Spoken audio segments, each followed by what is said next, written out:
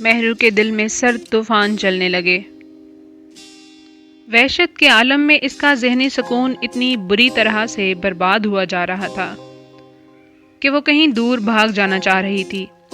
بے بسی کا یہ عالم تھا کہ احتجاج کی کوئی کمتر صورت بھی میسر نہ تھی۔ اتوار کی صبح گھر میں رونق تھی، چہل پہل تھی، شام کے فنکشن کی تیاری عروج پر تھی، سب خوش تھے اور کسی نہ کسی کام میں مصروف تھے، لیکن شہریار کسی چیز میں دلچسپی نہیں لے رہا تھا، بلکہ وہ زیادہ تر وقت اپنے کمرے میں گزار رہا تھا۔ اسد بڑے روب کے ساتھ خود مہرو کو کمرے میں اس کا جوڑا اور دیگر عروسی اشیاء دینے کے لیے گیا۔ مہرو اداس اور گہری سوچوں میں گم بیٹھی تھی۔ اسد بولا، مہرو میری چندہ، یہ لو تمہارا جوڑا اور باقی سامان، پیاری سے تیار ہونا، بڑے چاؤ سے خریدا ہے میں نے یہ سب کچھ، اور تمہارا جوتا اونچی ایڑی والا ہے۔ میں جانتا ہوں تم ہیل نہیں پہنتی، پر آج پہننا، اچھی لگو گی۔ مہرو کی نظریں لاشعوری طور پر دروازے کی طرف بڑھیں کہ شاید پچھلی بار کی طرح شہریار آئے، پر وہ نہیں آیا۔ اسد سمجھ گیا اور بولا، تم جس کی راہ دیکھ رہی ہو وہ خود خوشی خوشی کسی اور کے لیے تیار ہو رہا ہے۔ جاؤ اور جا کر تیار ہو جاؤ، بس وقت بہت کم ہے اب۔ آج کی رات تم مہروش خان سے مہروش اسد ہو جاؤ گی۔ میں نے ہمارا کمرہ اصلی گلابوں سے سجوایا ہے، جب آؤ گی نا تو تمہاری اور گلابوں کی مہک سے میرا پورا جہان معطر ہو جائے گا۔ وہ یہ کہہ کر چلا گیا۔ مہرو نے کسی بات کا جواب نہیں دیا اور بھاری قدموں کے ساتھ اٹھی اور اس کی لائی ہوئی چیزیں دیکھنے لگی۔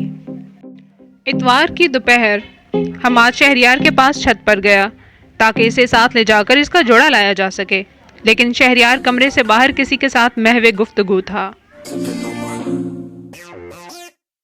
اسے حماد کے آنے کا احساس ہو چکا تھا، لیکن اس نے جان بوجھ کر نظر انداز کیا۔ وہ کسی کے ساتھ الجھ رہا تھا، لیکن نہ تو اس کے پاس فون تھا، جو کہ شروع ہی سے نہیں تھا، نہ ہی کانوں میں کوئی بلوٹوتھ وغیرہ تھا۔ وہ نہ جانے کس کے ساتھ یا شاید خود کے ساتھ باتیں کر رہا تھا۔ I am close now. She's in my hands. Just get that graveyard ready. I'm bringing her in a couple of days. No more delays, I promise.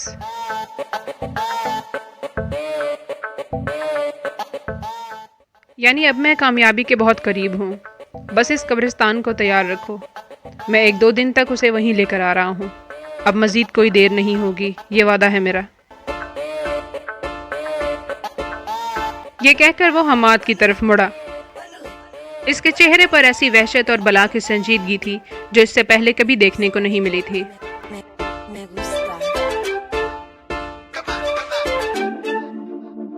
Hammad نے تشویش میں پوچھا، بھائی خیریت ہے نا؟ آپ قبرستان کی کوئی بات کر رہے تھے؟ شہریار نے لاپرواہی سے جواب دیا اور کہا، کچھ نہیں، تم بتاؤ کیسے آنا ہوا؟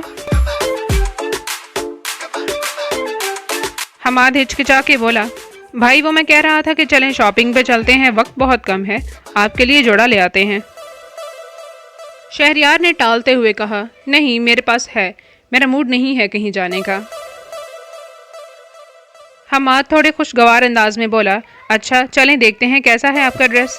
اصل میں مایا کوئی میچنگ وغیرہ کی بات کر رہی تھی، آپ تو جانتے ہیں لڑکیاں تو بس یہی سوچتی رہتی ہیں۔ یہ کہہ کر وہ شہریار کے کمرے کی طرف چل پڑا۔ شہریار پھرتی سے اس کے سامنے کھڑا ہو گیا، جیسے اس کا رستہ روکے کھڑا ہو۔ وہ بولا، یار حماد تم نیچے چلو، میں لے کر آتا ہوں تمہیں دکھانے کے لیے۔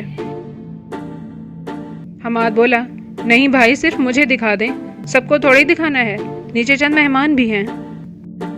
شہریار کترانے لگا اور بولا، اچھا چلو نیا جوڑا لینے چلتے ہیں۔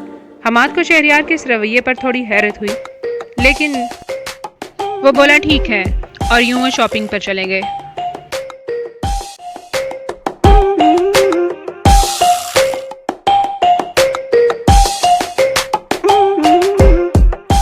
اگر آپ کو یہ کہانی پسند آ رہی ہے تو حوصلہ افزائی کے لیے چینل کو سبسکرائب کر دیں۔